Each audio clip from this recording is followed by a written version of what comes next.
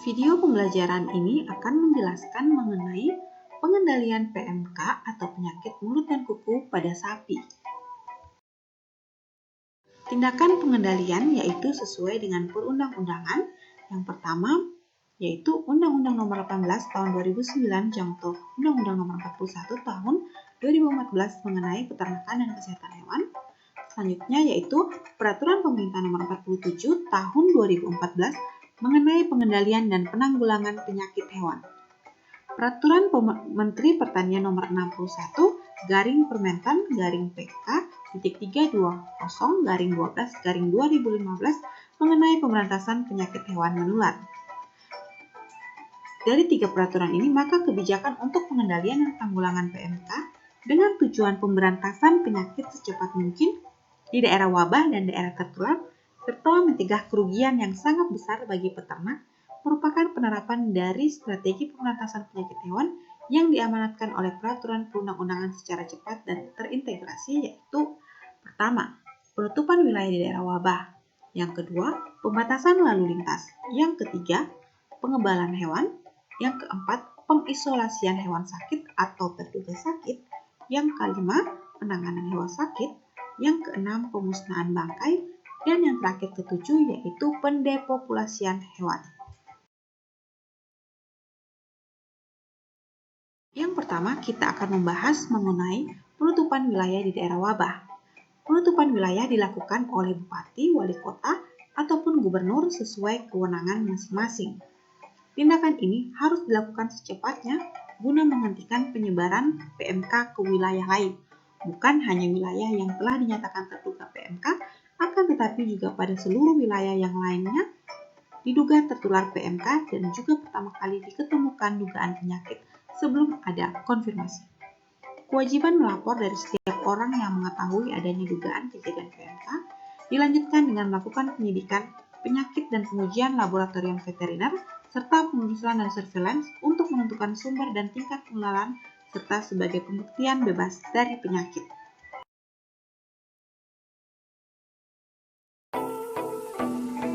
Yang kedua yaitu mengenai pembatasan lalu lintas. Penyebaran secara cepat terjadi melalui lalu lintas hewan dan produknya, kendaraan dan benda yang terkontaminasi virus PMK. Untuk mengurangi dampak yang lebih besar dan meminimalkan penyebaran PMK, maka diperlukan kemampuan deteksi dan diagnosis PMK yang cepat dan akurat, serta pengendalian lalu lintas hewan hutan dan produknya ke daerah lain yang masih bebas. Karantina dan pengaturan lalu lintas diberlakukan di peternakan yang berisiko untuk memastikan bahwa setiap produk dari hewan tertular dan hewan yang kontak dimusnahkan dan termasuk produk yang diduga dapat menyebabkan virus ditahan. Di bawah tindakan pemberantasan penyakit di daerah terancam, hewan tidak dapat berlalu lintaskan keluar dari daerah tersebut dan lalu lintas di dalam daerah terancam dapat dipertimbangkan dengan izin khusus. Yang ketiga yaitu pengebalan hewan. Apabila penyakit telah menyebar secara luas dan melebihi kapasitas sumber daya untuk mengontrolnya atau untuk melindungi hewan pada populasi yang padat, membatasi penularan dan meminimalisir produksi virus, maka dilakukan pengebalan hewan melalui vaksinasi.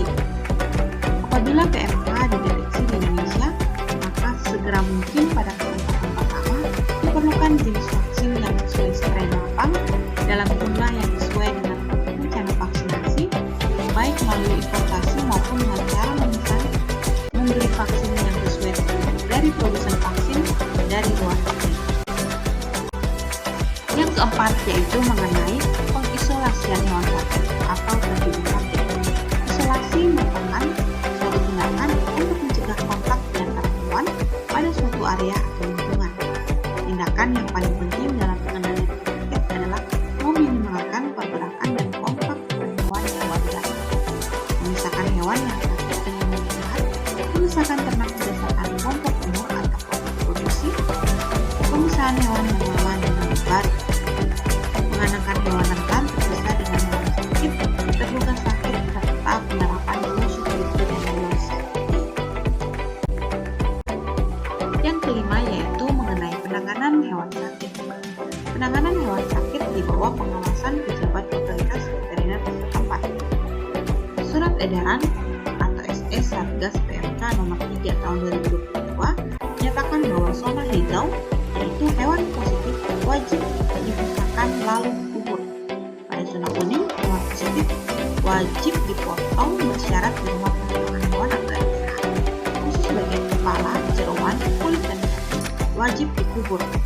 Zona merah, hewan positif wajib diisolasi dengan pertimbangan kondisi hewan dan atau pemotongan bersyarat BPH. Khusus bagian kepala, jeroan, kulit dan kaki wajib dikubur. Yang keenam yaitu mengenai pemusnahan bangkai. Pemusnahan bangkai dilakukan di lokasi tempat kejadian dan atau tempat kebakaran dan atau tempat penguburan di bawah pengawasan pejabat otoritas veteriner setempat. Yang terakhir atau ketujuh yaitu mengenai pendepopulasian hewan.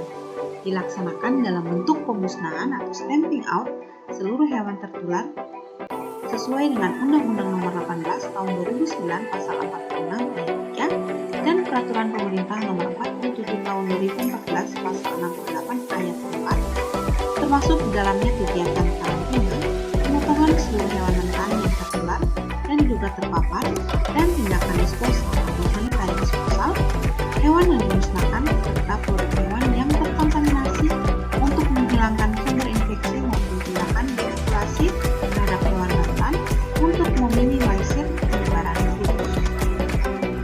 Demikian video pembelajaran kali ini. Terima kasih. Semoga kita dapat memahami segala materi yang telah disajikan. Selamat belajar.